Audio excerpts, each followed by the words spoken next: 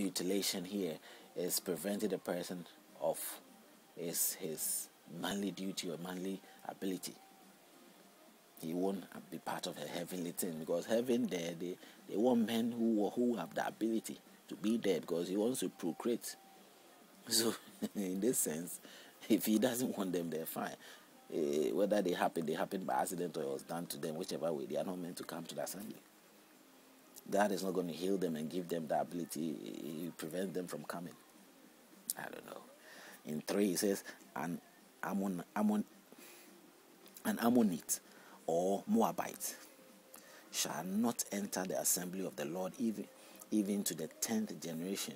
None of his descendants shall enter the assembly of the Lord forever. They could never enter the assembly of the Lord forever.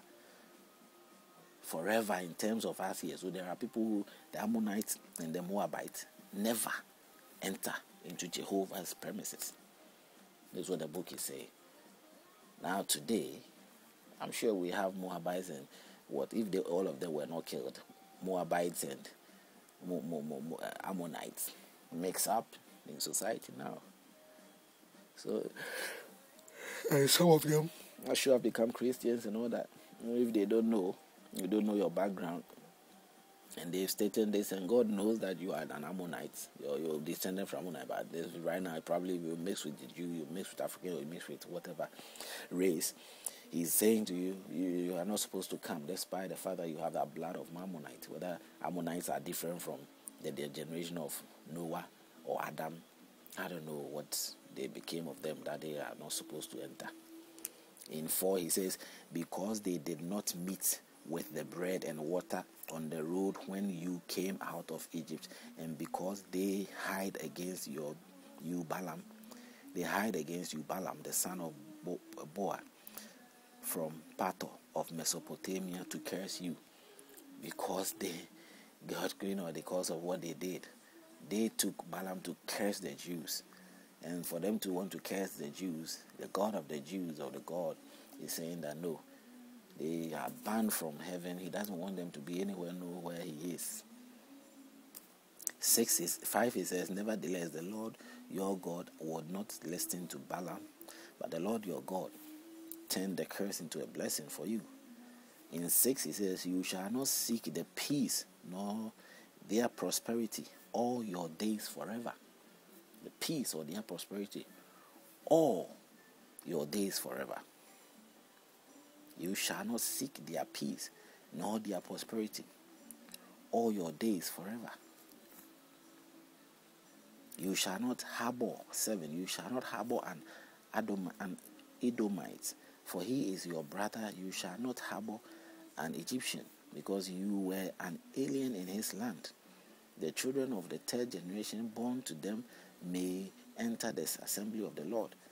When the army goes out against your enemies, then keep yourself from every wicked thing. If there is any man among you who becomes unclean by some occurrence in the night, then ye shall go outside and camp. Ye shall not come inside the camp. The whole idea here is God is preventing some people from coming in.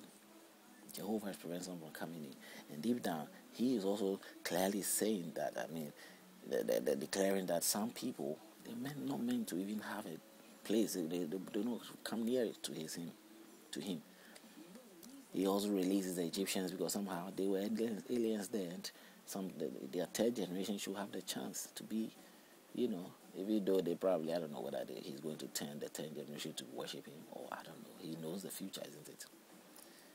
We go to 21. It says, when you make a vow to the Lord your God, you shall not delay to pay it, for the Lord your God will surely require it of you, and it will be sent to you. But if you abstain from vowing, it shall not be sent to you. This is what I've been talking all this time about marriage. Sex. Engaging in a relationship with anybody, even if it's not marriage. Or going into a vow, swearing an oath with anything or anybody about anything. This is what is written here.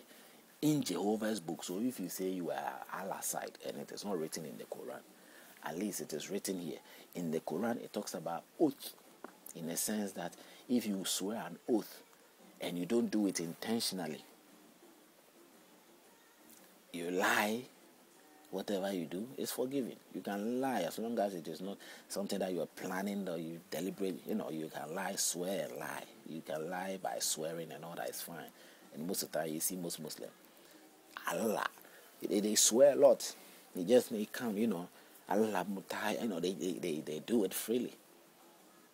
It's there, But every swearing, most in swearing, you are intending to swear. That's why you are swearing. But they have that excuse there, at least. There's an excuse there. But if you really have intention, you are intentionally doing it to make a swear and all that, then he says that Allah will have, hold you to it. Yeah. If you read in the surah books of in the books of surah, it is clearly stated there in the book of surah,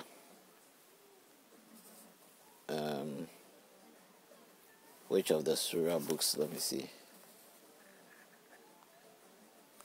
It is clearly stated in the surah books of surah chapter 2 verse 225. So you can check it out. Surah chapter 2 verse 225. Surah, so it's there.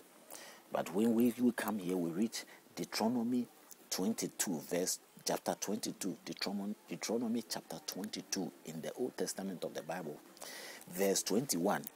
When you make a vow to the Lord your God, you shall not delay to pay it. For the Lord your God will surely require it from you, and it would be sent to you. It will be sent to you if you do not do what you vowed. Yes, it will be a snare to you. How? God can cause a spirit to come upon you and the spirit to torment you the rest of your life. Saul, the king Saul of Israel, or the Jews, was tormented according to the Bible. There's a spirit that came upon him to torment him all the time. Especially when David was playing songs. That is what today most Christians will do. I probably share house with neighbor, or I share whatever. I see people do it most of the time. When they know, Christians are aware of what they do. They feel it's a way of being able to see whether the person is tormented or not, or whether the person is of God or not. People apply all sorts of things. The implication that they are using. I want to find out whether people sit down to think again, to ask them that, are we in the law? Are we in accordance, in obedience of the living God Jehovah ourselves, for us to be even applying his things to other people? And they can do these things as far as making judgments.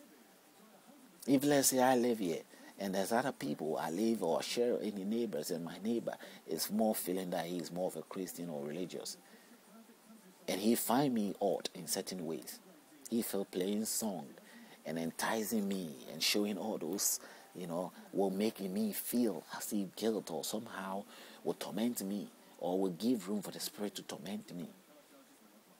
It may be upsetting to me, not because I am tormented. I'm upsetting because I look at your, hypocrisy being demonstrated without any feeling of shyness. And I feel sorry for that state. I feel sorry that what you're doing is opening doors to evil rather than something good. Because you are in disobedience, in the highest state of disobedience, and you are not aware of it. And you think you are playing songs, and that songs will end up bringing the curse clearly upon you. You see people talking blah blah blah blah blah, all sort of things. There has no meaning to it. They fall for it. The spirit begin to take advantage of them and fool them and make them look so silly. And in their delusional state, they scare other people away that they can do anything they want. In this country, a crazy man can enter into a shop and take something around. People will not mind him because they think he's crazy. That's how it is. Most of the religious people are into that state because they're seen as having some mental issues. the state then sympathizes